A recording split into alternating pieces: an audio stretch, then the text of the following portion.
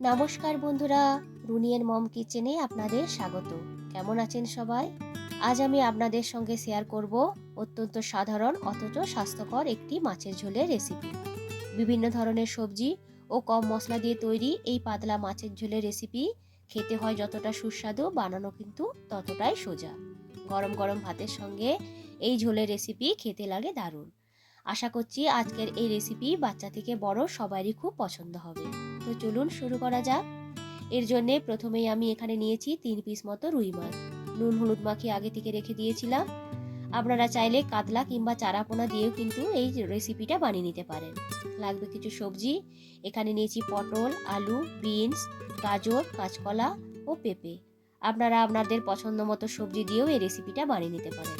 আর লাগবে 1 টেবিল চামচ আদা বাটা, টমেটো কুচি, কাঁচা লঙ্কা ও 2টো তেজপাতা। এরপর একটি প্যানে দিয়ে দিলাম মাছ ভাজার জন্য পরিমাণ মতো তেল। তেলটাকে খুব ভালো করে গরম করে নিতে হবে। তেলটা ভালোভাবে গরম হয়ে যাওয়ার পর একটা একটা করে মাছের পিস ওই তেলের ভেতরে দিয়ে দেব। অপেক্ষা করব মাছগুলোর একদিক ভাজার জন্য। যখন দেখবেন যে একদিকটা একটু ভাজা ভাজা হয়ে গেছে, তখন উল্টে দিতে হবে আরেক দিকটা ভাজার জন্য। এইভাবে দুদিক উল্টে পাল্টে ভালো করে লাল লাল করে মাছগুলোকে ভেজে নিতে হবে।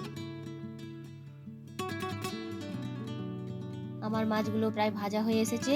এরপর এই ভাজা মাছগুলোকে তুলে রেখে দেবো একটি প্লেটের ভেতর। ওই একই তেলে দিয়ে দিলাম 1 টেবিল চামচ মতো পাঁচফোড়ন। পাঁচফোড়নের পরিবর্তে আপনারা কালো জিরা দিয়ে কিন্তু এই রান্নাটা করতে পারেন। দিলাম 2টো তেজপাতা ও একটা কাঁচা লঙ্কা। এরপর আস্তে আস্তে করে আলু এবং পটলগুলো এই তেলের ভেতরে দিয়ে দেব। মিনিট 2 মতো ভালো করে আলু এবং পটলগুলোকে কষে নিতে হবে। আলু এবং পটল ভালোভাবে কষে নেওয়ার পর এরপর এতে আস্তে আস্তে করে দিয়ে দেব আগে থেকে কেটে রাখা সবজিগুলো। দিলাম কেটে রাখা গাজর, পেঁপে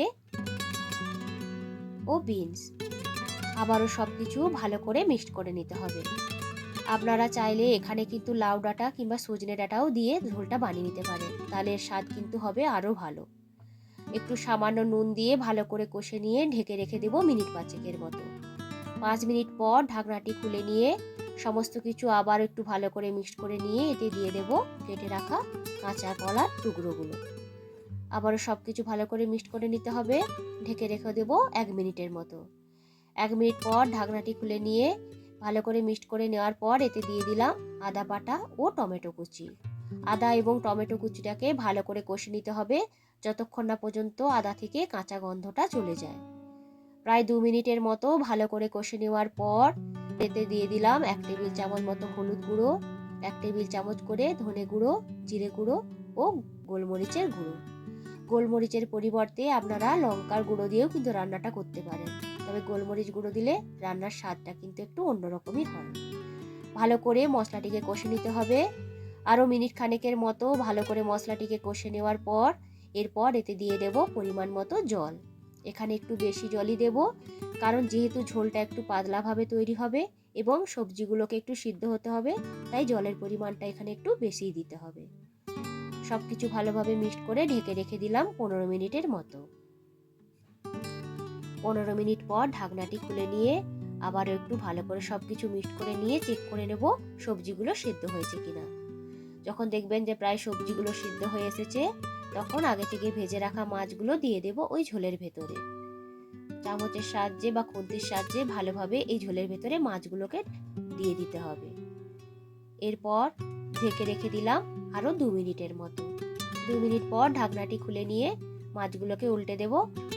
এইভাবে উল্টে পাল্টে আরও 1 মিনিটের মতো ফুটিয়ে নিলেই কিন্তু তৈরি হয়ে যাবে আজকের এই রেসিপি।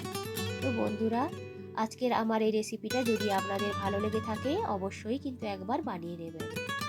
এই রকম ধরনের নিত্য নতুন রেসিপি দেখতে চাইলে আমার চ্যানেলটিকে সাবস্ক্রাইব করবেন, লাইক, কমেন্ট ও বন্ধুদের সঙ্গে শেয়ার করতে কিন্তু ভুলবেন না। আবারও হাজির হব নতুন কোনো দিন নতুন কোনো রেসিপি নিয়ে।